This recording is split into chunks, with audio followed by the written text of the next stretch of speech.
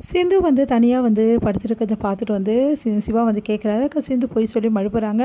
இந்த மாரி வந்து அவங்களால தனியா படுக்க முடியாதுல்ல, அவங்களுக்கு இடம் இல்ல. காயத்ரி ரூமுக்கு போயிட்டா அதனால தான் அப்படின்ற மாரிலாம் சொல்லி மழுப்பிடுறாங்க. இதனால செம்மையா டென்ஷன் ஆயிடுறாரு சிவா. இவ பொய் தான் சொல்றா, அம்மா அதை ஏதோ பண்ணியிருக்கோம் அப்படி சொல்லிட்டு யோசிக்கிறாரு. அடுத்து வந்து இங்கே என்ன பண்ணுறாங்க, சிவா வந்து நடந்த விஷயம் என்னன்னு முதல்ல நம்ம கண்டுபிடிக்கணும். அப்புறம் தான் இதில் இருக்க விஷயங்கள் எல்லாமே கண்டுபிடிக்க முடியும் அப்படின்னு சொல்லிட்டு நேராக போயிட்டு கேட்குறாரு ஐசுவை. ஐசு வந்து அது வந்து நான் அங்கே அன்றைக்கி என்ன நடந்தது மரியாதையே சொல்லு. சிந்து கண்டிப்பாக உன்னை அடிச்சிருக்க சான்ஸே கிடையாது. உண்மையை சொல்ல போறியா பெரிய உண்மையை சொல்லலை நானே உன்னை அடிச்சிடுவேன் அப்படின்னோடனே சாரிண்ணே நான் நடந்த விஷயத்த சொல்லிடுறேன் அப்படின்னு சொல்லிட்டு ஐஷு நடந்த விஷயத்த எல்லாத்தையுமே சொல்கிறாங்க. அதை கேட்டுப்பா என் கூட அப்படின்னு சொல்லிட்டு கூட்டிகிட்டு போகிறாரு ஹாலுக்கு. எல்லோரும் கேட்டுக்கிட்டிங்களா, ஐசுவை அடிக்கவே அடிக்கலை சிந்து, ஆனால் அடித்த மாதிரி சொல்லிட்டு இருக்கா. அதனால தான் வந்து கோவப்பட்டு அம்மா வந்து ஐஷு வந்து சொல்கிறத கேட்டுட்டு சிந்துவை அந்த அடி அடிச்சிருக்காங்க, வெளியும் தள்ளி விட்டுருக்காங்க. இதை பார்த்த பைரவி செம்ம டென்ஷன் ஆகி போட்டு போலீஸில் வந்து கம்ப்ளைண்ட் கொடுத்துருக்கா. இதுதான் நடந்தது, சிந்து இந்த கம்ப்ளைண்ட்டே கொடுக்கல அப்படின்ற மாதிரி சொல்கிறாரு.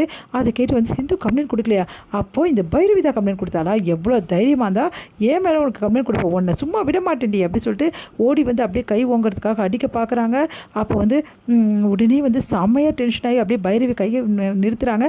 என்ன நினச்சிட்டு இருக்கீங்க, நீங்கள் அடிச்சிங்கன்னா நான் திருப்பி அடிக்க மாட்டேனா, நீங்கள் 4 அடி அடிச்சிங்கன்னா அதுக்கு மேலேயே நான் அடிப்பேன் அப்படின்னு.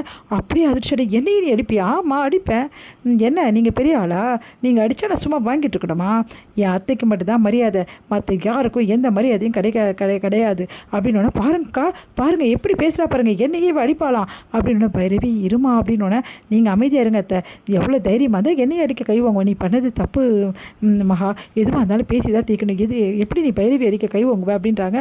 என்னக்கா நீங்கள் இப்படிலாம் பேசிகிட்டு இருக்கீங்க, இவ பேசின பேச்சு உங்களுக்கு தெரியுதா, என்னை போலீஸில் மாட்டி விட்டுருக்காக்கா, பின்ன இவரை அடிக்க வேணாவா, சரி அதுக்காக இப்படியா பண்ணுறது, அதுக்காக அடிக்கலாமா, தப்பு இல்லை நீ பண்ணது அப்படின்னோடனே.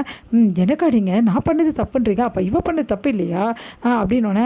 இங்கே பாரு வந்து மகா, பைரவி பண்ணது தப்பு தான், ஆனால் அதுக்காக கை உங்கிறதால ரொம்ப பெரிய தப்பு, எதுவாக இருந்தாலும் நீ ஏன் கிட்ட தான் சொல்லணும் அப்படின்றாங்க. என்னக்கா உங்கள் மருமகன் ரொம்ப தான் ஓவராக போயிட்டுருக்கீங்க, இங்கே பாருங்கள் அவள் பண்ண தப்புக்கு என் காலில் விழுந்து மன்னிப்பு கேட்டாகணும், அப்படி கேட்கலன்னா என்ன பண்ணுவீங்க, இந்த வீட்டில் இருக்க மாட்டீங்க அவ்வளோதானே, நீங்கள் இந்த வீட்டில் இருந்தாலும் சரி இல்லைனாலும் சரி அதை பற்றி கவலை எனக்கு இல்லை அப்படின்றாங்க பைரவி. அதை கேட்டு பயங்கரமாக அதிர்ச்சி அடைகிறாங்க. மகா பார்த்தீங்களாக்கா இப்படி பேசலான்னு சொல்லிட்டு அப்படின்னோடனே.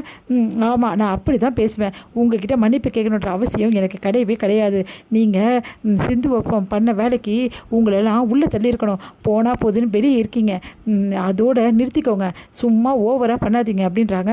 அது கேட்டுட்டு பார்த்தீங்களாக்கா நான் உள்ளே இருக்கணுமாக்கா அப்படின்னு. ஆமாம் பின்ன உங்கள் பொண்ணு பண்ண தப்புக்கு நீங்கள் வந்து வேணும்னே வந்து சிந்து வந்து அடிச்சிருக்கீங்க, சிந்து வந்து அடிக்கவே அடிக்கல ஐஷுவை, ஆனால் அடிக்காமே அவள் மேலே பழியை தூக்கி போட்டிருக்கீங்க, பழியை தூக்கி போட்டது தான் அந்த அடி அடிச்சிங்க, அவள் கண்ணெல்லாம் எப்படி வீங்கிச்சு தெரியுமா, அதை பார்த்து தான் ஸ்டேஷனில் கம்ப்ளைண்ட் கொடுத்தேன், யாராக இருந்தாலும் அடுத்தவங்களை அடித்தா அது வந்து அஃபென்ஸு, அதுக்கு கண்டிப்பாக கம்ப்ளைண்ட் கொடுக்கலாம் அப்படின்றாங்க.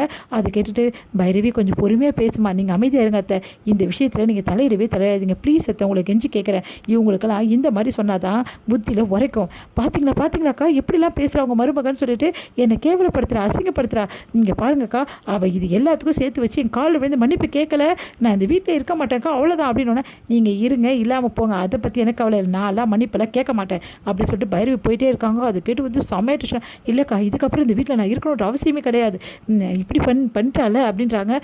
இங்கே பாரு மகா ப்ளீஸ், அவளுக்காக நான் உங்ககிட்ட மன்னிப்பு நீங்கள் ஏன்க்கா மன்னிப்பு கேட்கணும், ப்ளீஸ் மகா இதை பெருசுப்படுத்தாத அப்படின்றாங்க. மகா அப்படி டென்ஷனாக வராங்க.